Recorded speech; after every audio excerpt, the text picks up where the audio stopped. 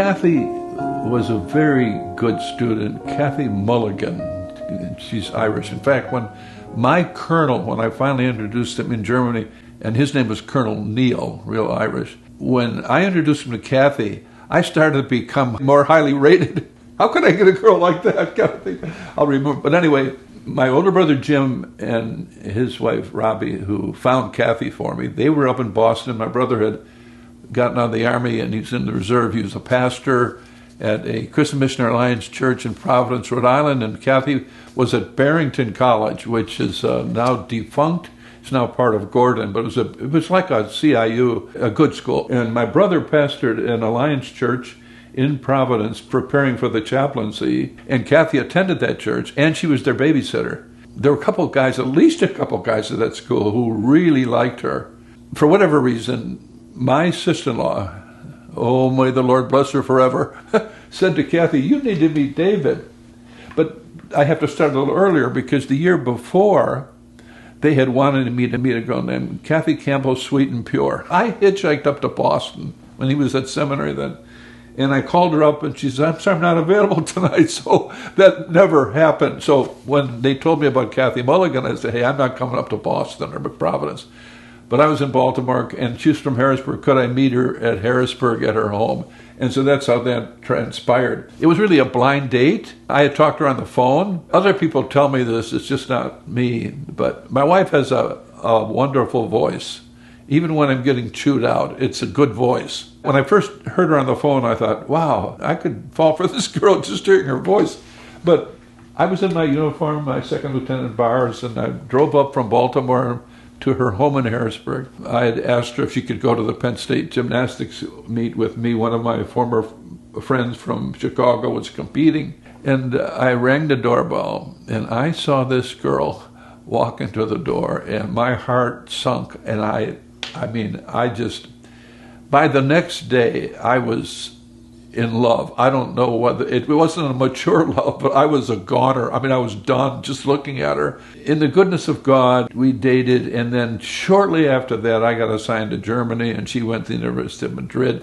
But I will not forget that date of having met her. And I remember, the other thing I remember was I was in my brother and sister-in-law's home in Barrington, Rhode Island, and a guy that she had dated, he was heartbroken. And guess who was counseling him? My older brother. So I'm sitting in my brother's home. This guy comes in to counsel with my brother about losing Kathy. I never felt so embarrassed. I'm sorry. I wasn't about to give her up, but that was an interesting moment. I'm very grateful to my older brother and sister-in-law. We lost to Kathy Campbell, Sweet and Pure, but we got to Kathy Mulligan, which is a better package anyway. Those were good days. I could fly from Rhein-Main Air Base with the Air Force to Torrejon Air Base in Madrid, which is no longer there, for free, and spend time with her in Madrid. I was actually in Madrid, met her host mom before she even landed. And she came on the train a couple times, and that was, before we were married, but people laugh at me. We were married by my brother and another pastor in Harrisburg, Pennsylvania, August 3rd, 1968. I was in Germany still because she came home to get ready for the wedding. And I flew home with the Air Force, and people were so angry at me. How can you got to be there for your wedding? But I was successful and got home. So I feel blessed. We've been beyond words. We've been married since 1968, so go figure, 56 years. She is precisely the person to tolerate me. I say to people that if I had married someone like me, kind of off the wall and unpredictable, I think our children would have been a little bit zany, a little crazy, but with her steadiness and carefulness, it has been a good balance. And yet she's the one who basically first looked at China. So that's enough for that particular show. But I'm so grateful for her, though, especially watching her in China. We'll talk about that.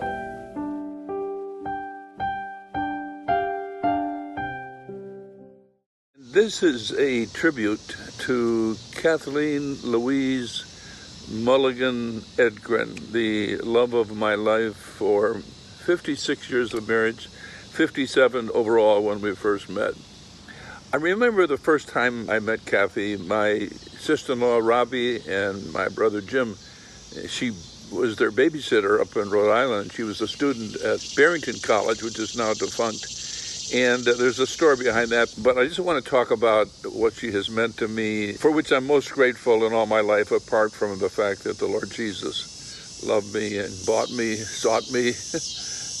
But humanly, Kathy is the greatest thing that ever happened to me. I remember our early dating, met her in Pennsylvania and came to her door, and I was smitten the next day. We had a great time, really, in the States. I was in Baltimore. I would drive up to Rhode Island, and one time she fooled me. My roommate told me to go to the Baltimore BWI airport to pick up his mother or his dad. And so I'm looking, here comes Kathy down the runway. And actually, when she finally came and surprised the daylights out of me, I said, oh, I still got to find this guy's father. She laughed at me, but those were exciting times. And I would drive up to Rhode Island. I think she came maybe once or twice to Baltimore. We were married on August 3rd of '68, and we were overseas at the time. She was in Spain, and I was in Germany, and I flew home space available. People still laugh at me. But I remember how fascinating and just thrilling it was to date Kathy. She was in Spain, I was in Germany, then she came to Germany, England, China. She flew Space A with me out of Germany. We got on one plane and rode to Spain, and we flew over Mount Vesuvius on our way to Athens. Just some great experiences. But when I think of all that she has done, I think of how Emily, our third child, really the motivation for that. Kathy's health was not good, and Andy and John, we were blessed with them. And that's when we sponsored some refugees from Vietnam and from Laos. And Tuyet, the Christian gal, had a little baby. When they came to the airport, that's all they had, just a suitcase and one baby, Harrisburg Airport in Pennsylvania. But as Kathy looked at that little baby, in her heart, she said, I think we'd love to have another child. That's where Emily, the thought of it, we didn't know whether we'd get a girl, but in the goodness of God, it was about, not that I'm against having a boy, but that's just how it was. But I remember Kathy, I can just see her now in China, lying on her bed, Emily next to her, teaching her diligently, in addition to teaching English. And her health was not that great, but she was still there, and she spent so much time with her. Kathy gave up grad school. She was a very smart girl, still is. I think she was 5th in her high school class out of, I don't know, 400 kids or whatever.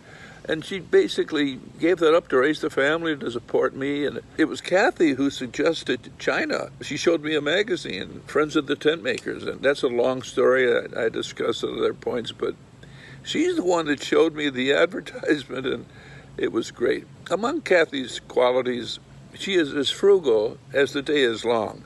I mean, I am pretty cheap. That's the gross word, the common word, but Kathy is able to save, and she doesn't spend much, if any, money on new clothes. She's looking for the best bargain all the time.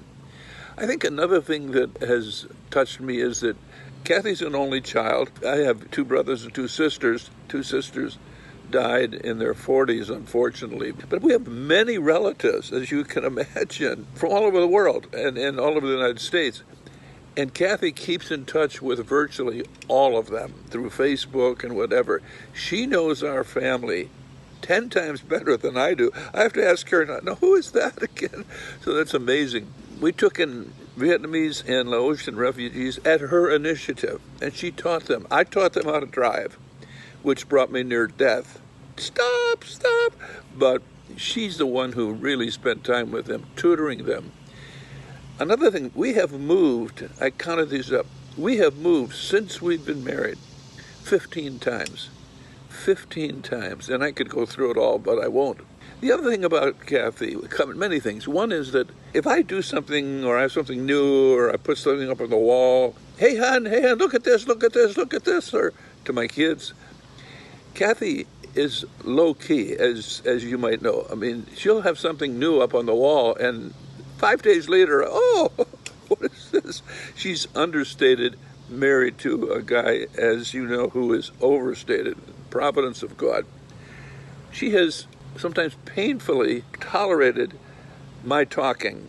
I think I'm virtually addicted to talking too much. I've tried to learn. When I meet some people who talk more than I do and control the conversation, I'm convicted. And I say, Lord, that's how I am. But Kathy has been extremely patient all this time. One time we were sitting with a group of Chinese gals at an international banquet, and I was telling story after story after story. I have no end of stories.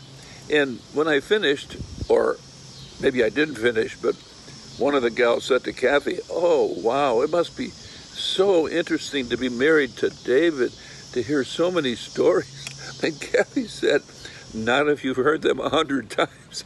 Now you would have had to have been there. It was not a put down. It was done with her smile. Kathy has tutored Vietnamese, Laotian, Korean, Japanese, Chinese, Russian, Ukrainian. I mean, I can't remember them all. And they love her tutoring. When we taught in China, I could be funny, and I suppose I was interesting, so they say.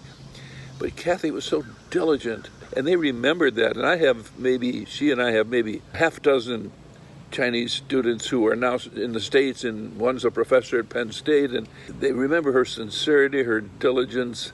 I remember that much. Kathy forgives, and the Lord knows that I need a lot of forgiving. She has been such a support to me in all of our moves. When I've gone through a couple crises in the providence of God, He allowed, or I brought on myself, whatever, and she was always there, always helping in every way possible. So I just wanted to spend that time to give a tribute about Kathy, whose love I could not live without. She's the love of my life. We're older now, and hopefully we can live even a few more years.